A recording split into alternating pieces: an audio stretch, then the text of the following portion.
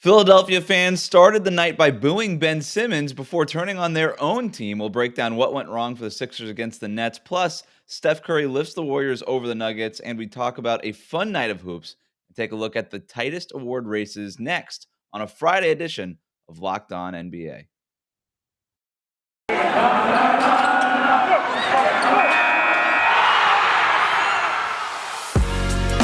You are Locked On NBA, your daily NBA podcast. Part of the Locked On Podcast Network, your team every day.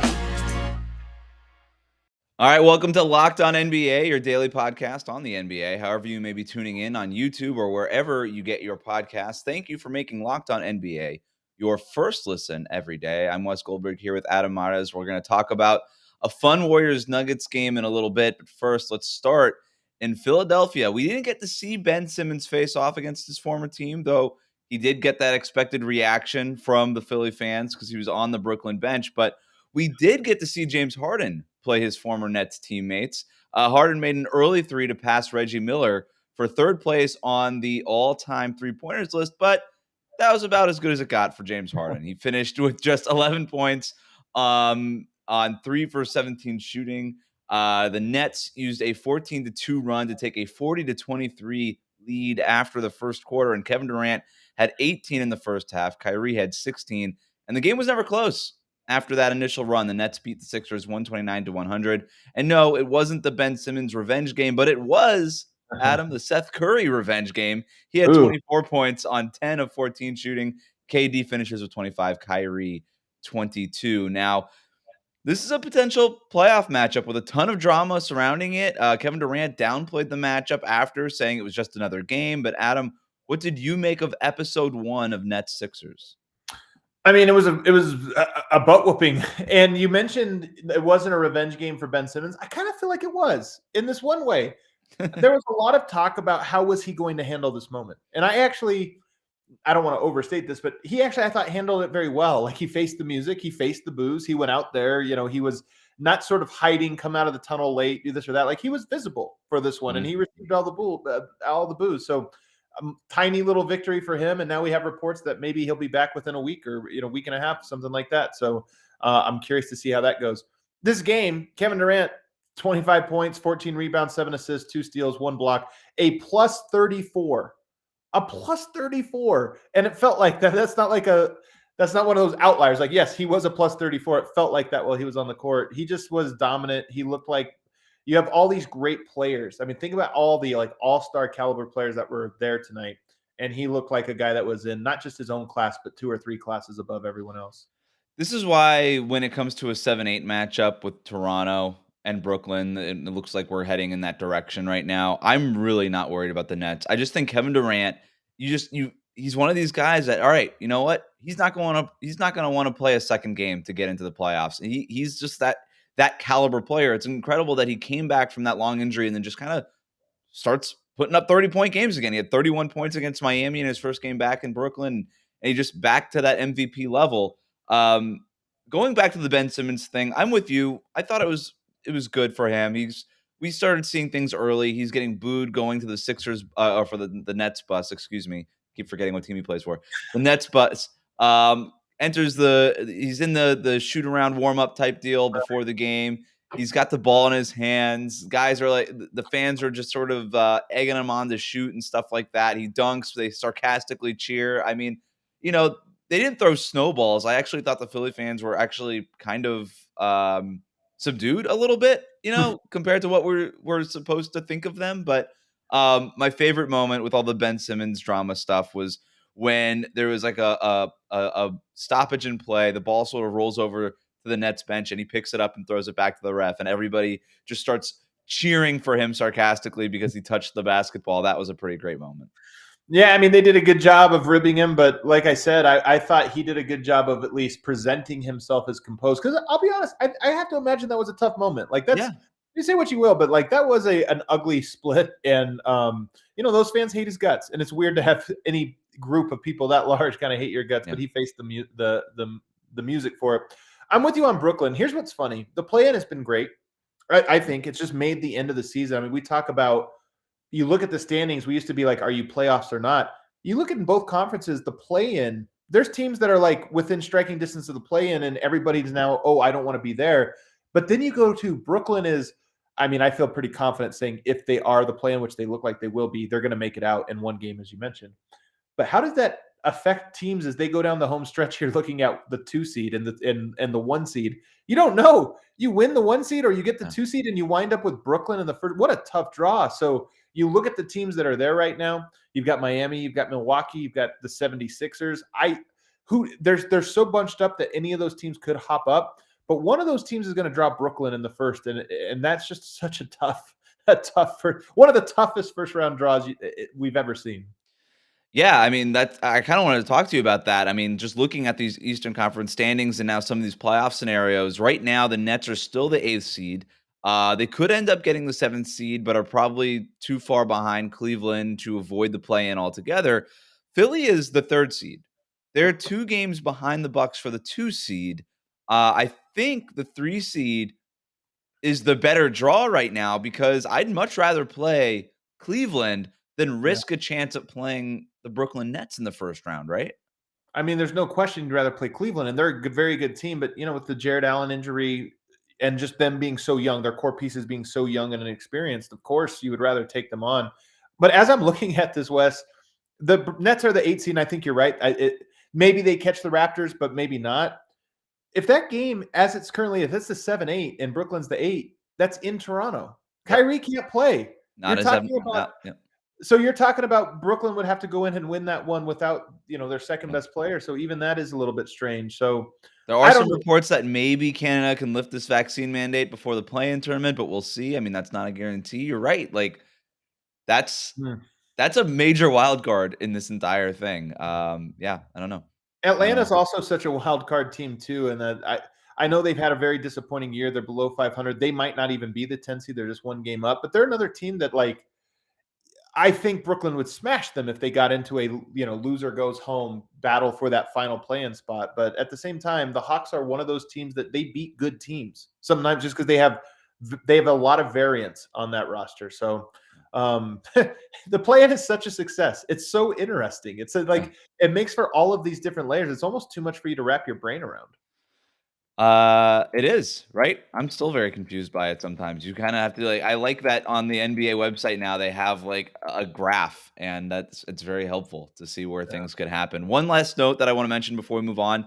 This is the first 76ers loss when they've had both Joel Embiid and James Harden play. They are now 5-1 when both of those guys play. This is also the first time that that duo has been held, or not that duo, but the team with that duo has been held to less than 120 points. Kind of puts into perspective just how good Embiid and Harden have been. But on tonight, a primetime game, TNT against a big opponent, they just didn't play up to what their standard had been up until tonight. There, Um, well, yeah, hold up. There's a couple because we didn't even mention Tyrese. Like Maxey deserves a little bit of attention here. yes, He's sort of the third of the big three. I mean, they have a big three in Philadelphia, in my opinion. It's obviously Embiid and Harden, which is the duo, but Maxey is that third guy that sort yeah, of completes and what makes them so dynamic. And he was terrible tonight. So you look at those three guys: Embiid 5 of 17, Harden 3 of 17, Maxey 2 of 7, only 7 attempts. Kind of tells a story. That's really bad. I don't think this game's a big deal. It's a regular season game, but mhm, James Harden is late enough in his career that he has a reputation for sort of like, can you do it when the lights are brightest? And this is one of those games that sort of counts towards that. Like here you are on a new super team, and this counts towards that. I think it counts very, very little. But I am curious to see the upcoming big games on their schedule and just how that duo does against some of the other good teams that they'll be facing here shortly. yeah. Biggest winners tonight was the James Harden's not clutch crowd, right? That Right. was those are the big winners. Coming up, the Warriors got the best of the Nuggets in another potential playoff preview. We'll take a look at what that series could look like. But first, let's talk about BetOnline. It is that time of year again as college basketball's tournament is finally upon us. From all of the latest odds, contests, and player props, betonline.net is the number one source for all of your sports betting needs and info. BetOnline remains the best spot for all of your sports scores, podcasts, and news this season. And it's not just basketball. BetOnline is your continued source for all of your sport wagering information needs, including live betting and your favorite Vegas casino games. So head to the website today or use your mobile device to learn more about the trends in action. Bet online, where the game starts.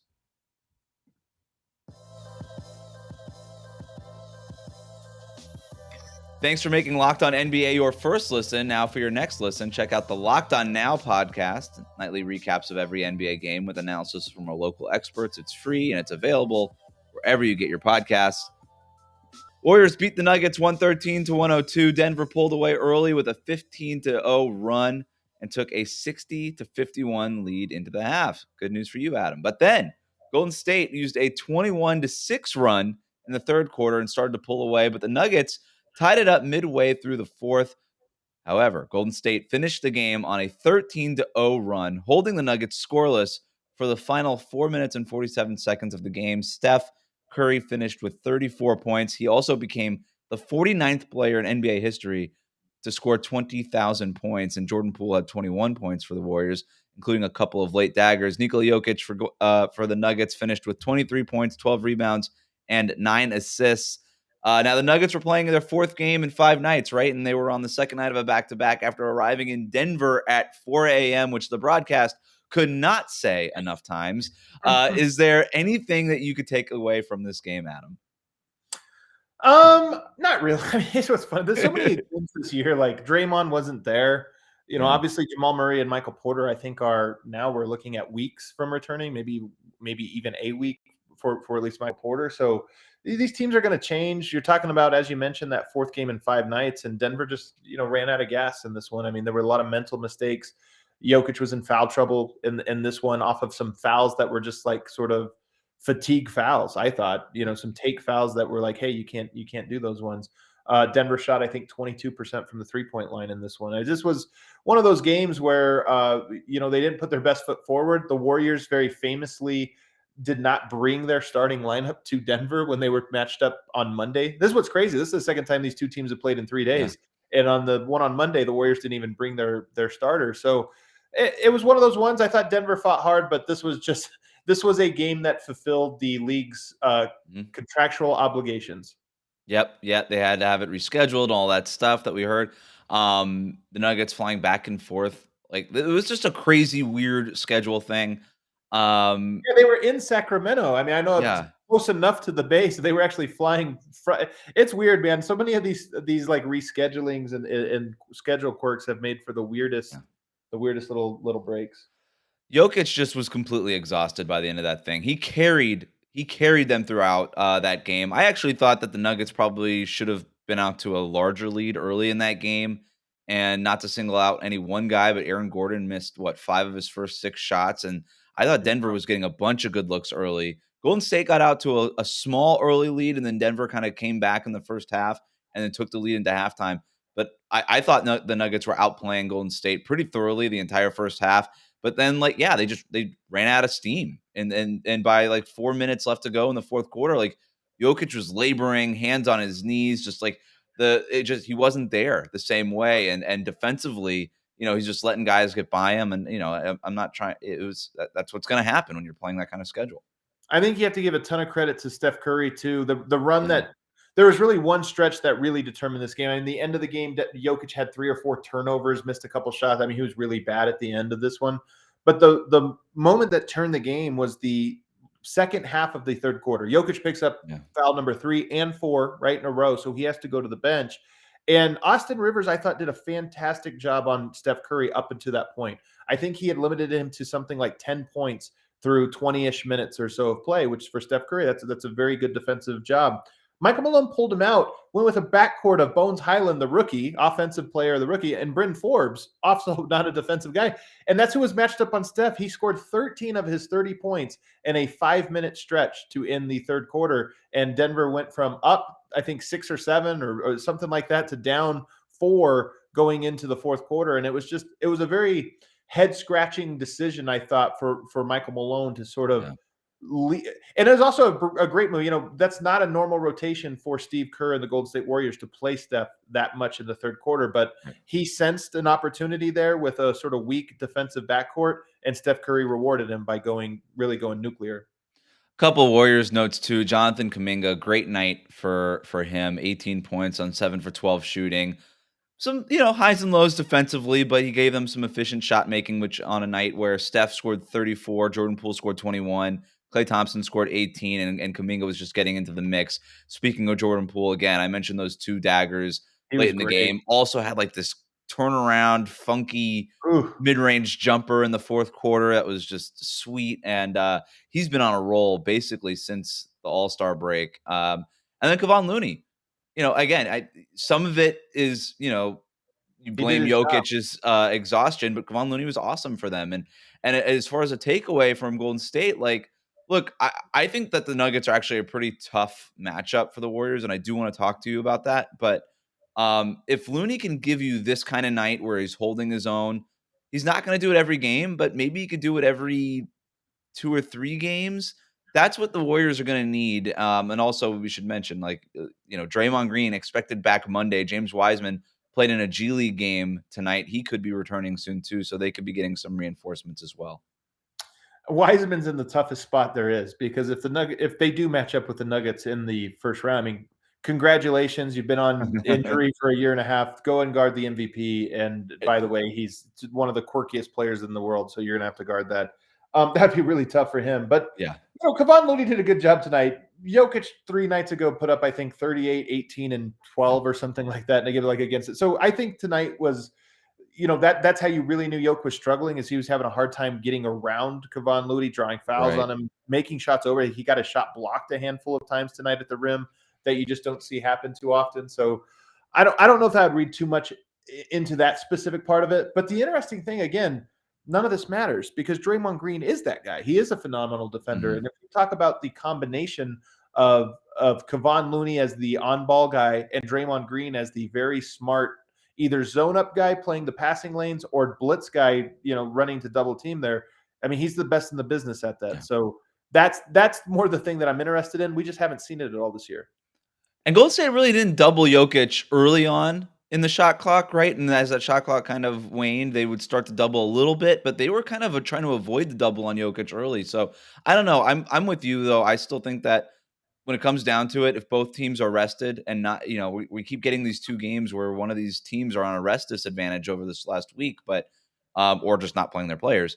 Uh, yeah, like if both teams are rested, regardless if it's the Nuggets or another team with size against the Warriors, that's going to be an issue for Golden State. And when we take a look at the Western Conference standings, the current playoff scenario is the number 3 seed Warriors playing the number 6 seed Denver Nuggets in the first round.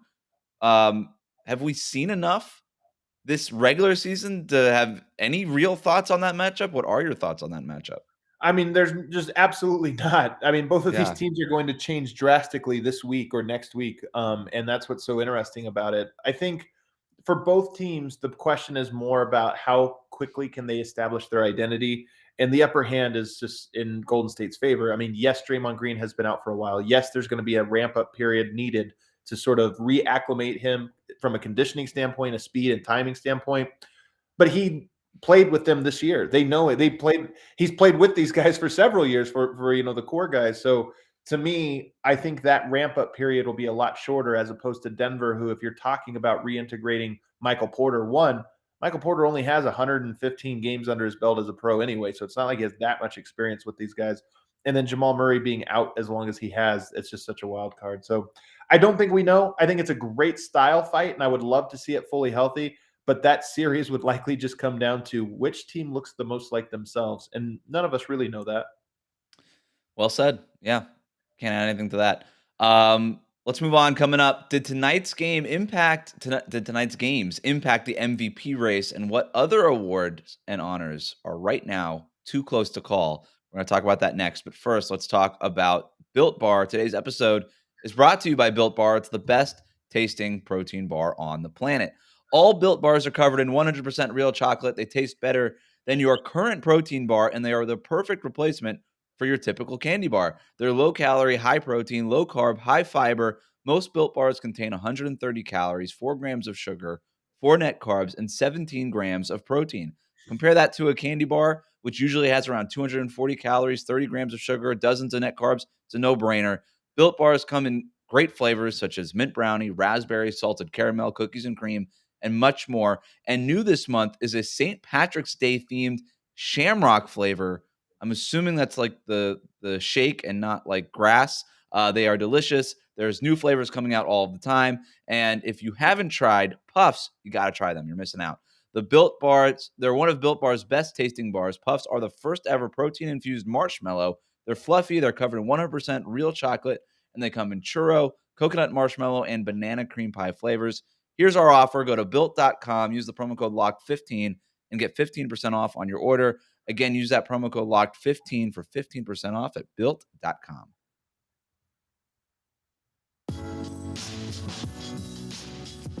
All right, it's Friday, so it's time to count down to the weekend with our weekly top 5. And today, with awards season approaching, we're counting down the best races in the NBA. Adam, where do you want to start?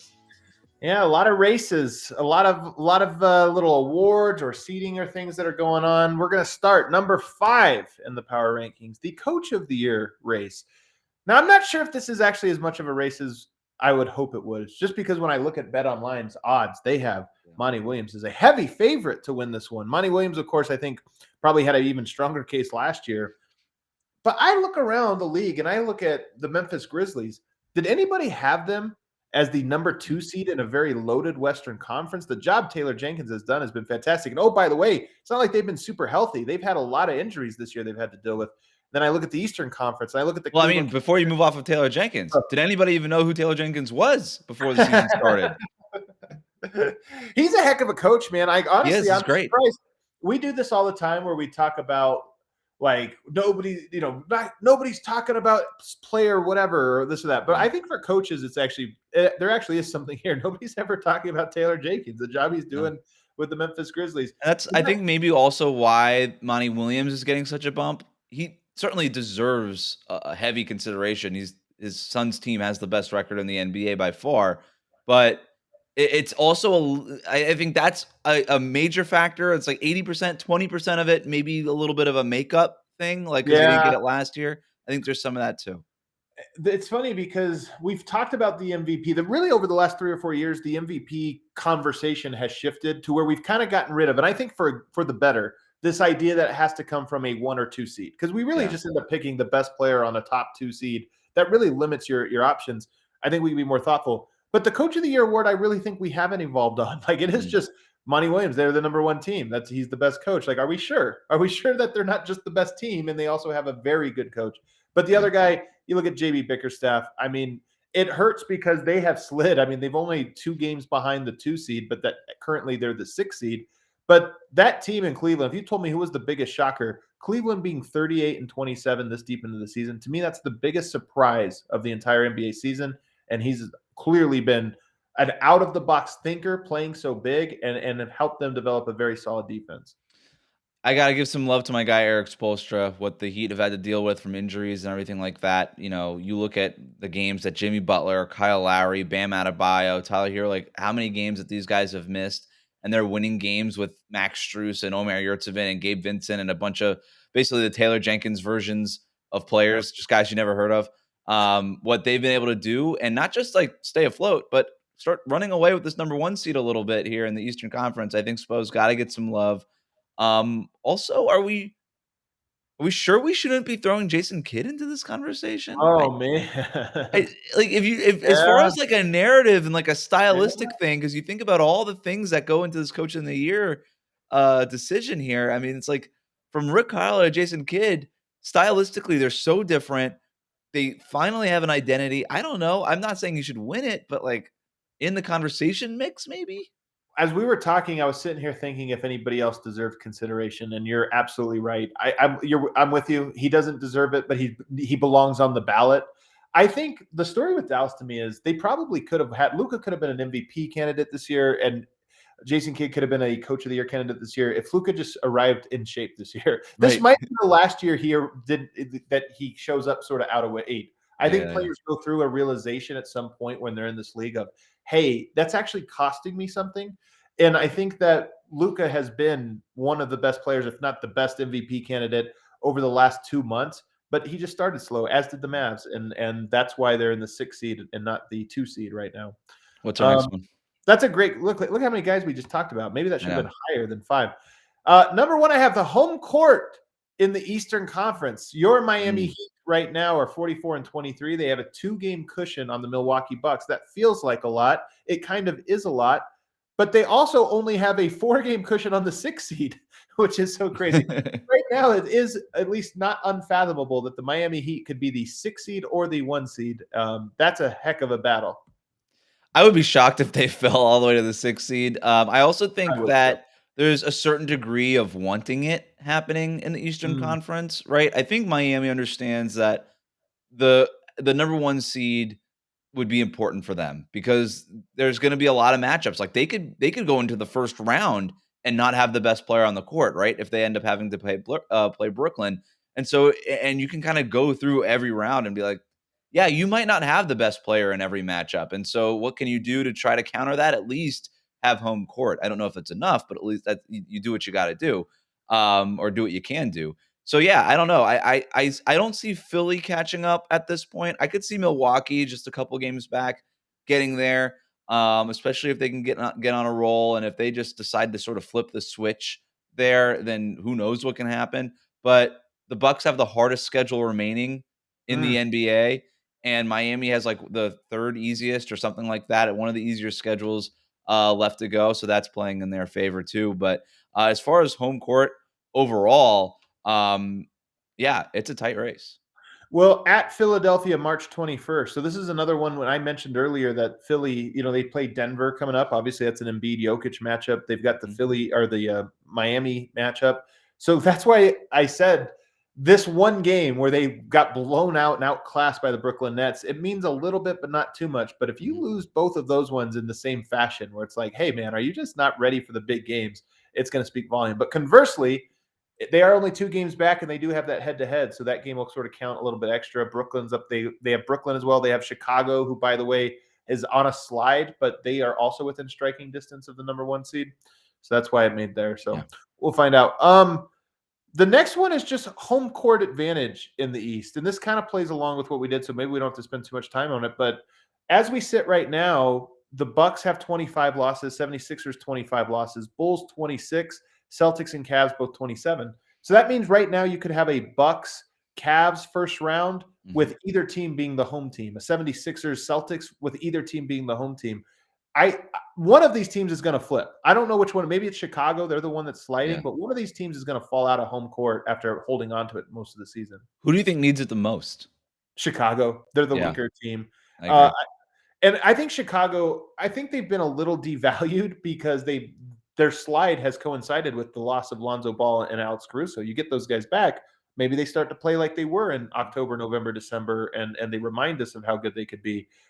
Miami, Milwaukee, 76ers, the Bulls, the Celtics, and the Nets. 2 of those teams are going to be going home I in the know. first round, and It's that's crazy. wild. It's crazy.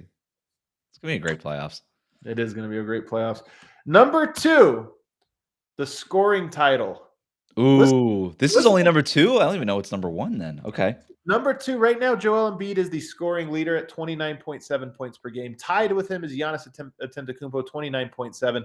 LeBron James, 29.3. Here's what's funny to me. A smidge. Just a little bit. I mean, he needs another 56 pointer or Smidge. something like that. Yeah. LeBron's season has been a disaster, an absolute disaster.